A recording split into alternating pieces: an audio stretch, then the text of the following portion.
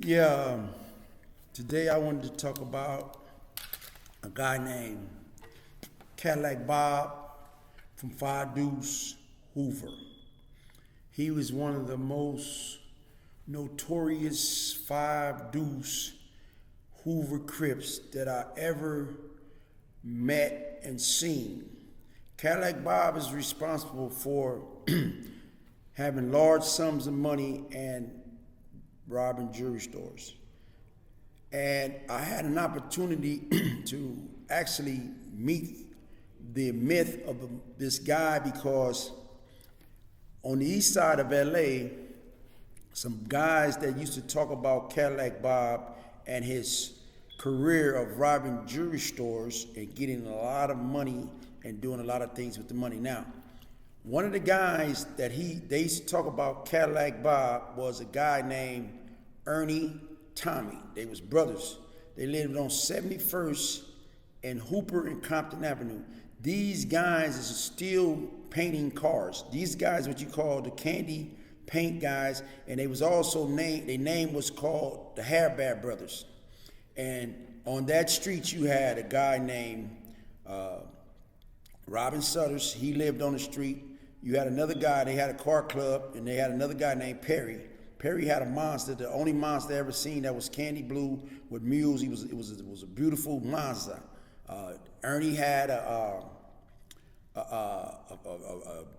64 with the brains blew out, which is a electric top, and his brother Tommy had a 63 or 64. They was real clean cars, and these guys was known for painting cars. Now, Robin Sutters had a 72, 73 glass house back then, but Robin later on became known as one of the go-to guys for lowriders.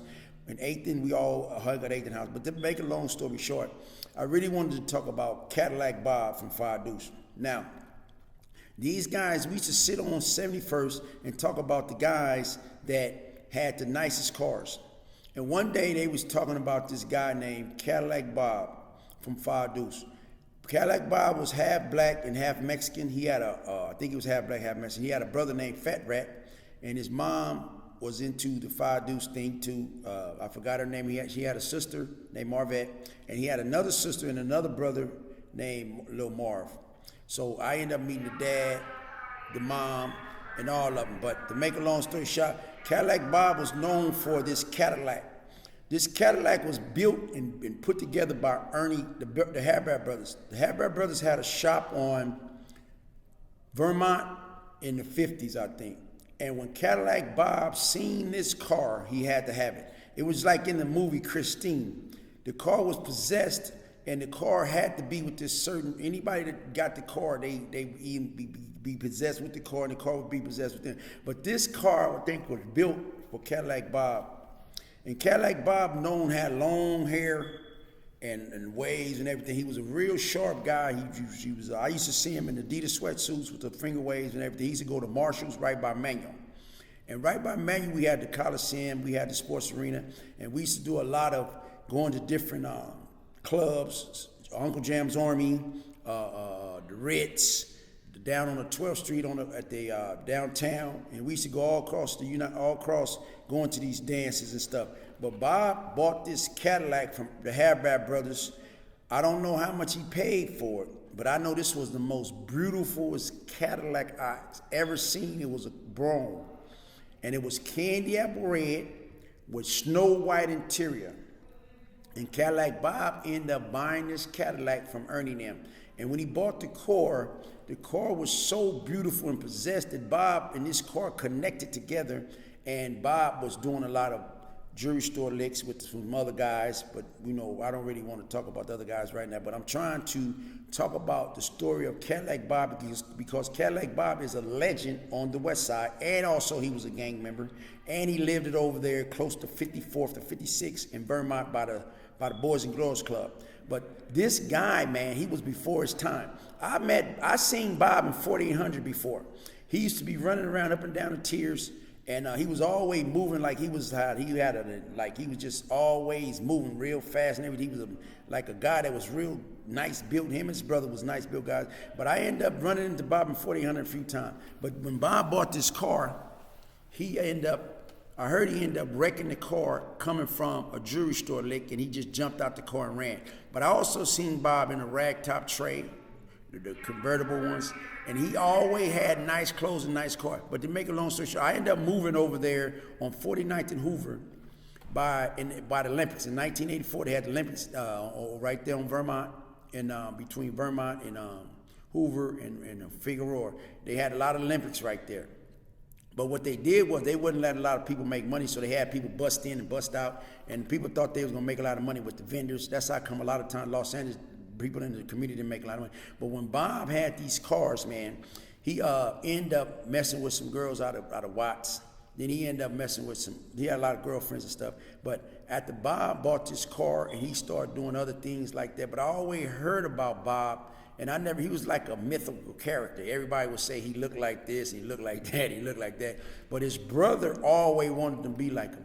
But I think Bob was on I don't know, remember exactly how he passed, but I never seen nobody tell the story on Cadillac Bob from Duece Hoover. And I'm glad that I will be able to share the story about him and his family that had a real good story on Cadillac Bob. I don't know if he had a lot of jewelry or not, but I know that Bob was a jacker, and I know that he did a lot of jewelry store licks. And I also met a lot of guys that used to talk about Bob, and always was talking about Bob, because he was in jail a lot too, because he kept doing whatever he was doing. He was successful with it, but I never knew him doing a lot of time. But my homeboy Rainbow told me that.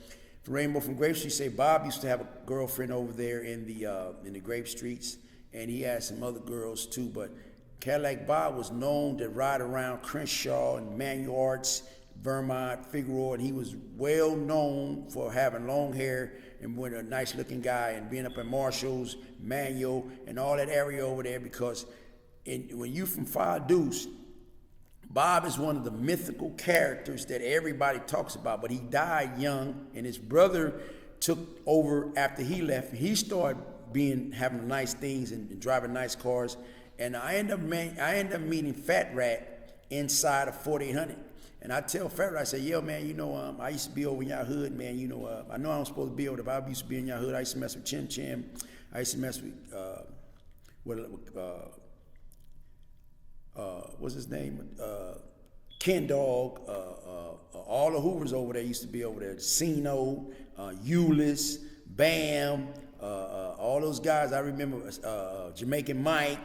I remember a lot of the guys, because I used to be on 49th were over there with Little Looney, Big Looney, Argo, Coon. All of us was over there, and we used to go up to the park up there to the park and buy double up for Rick, and we used to be over there with a dude named Freeway Donnie. Then I used to go down to the 40s and mess with Gucci. I used to go down there and mess with, they was really just getting big down there in the 40s, because the homies will end up moving over there on 43rd, I think, 40-something over there by Manual, the homies from First Street when they tore the projects down. But I had an opportunity to meet his sister, Margaret. That's the only girl that I ever seen used to wear Stacy Adams biscuits. She was real nice looking, and I used to know a lot of girls that used to be around over in that area. We had a homegirl named Edna. Edna was from the Q, and she used to always be over there in their hood.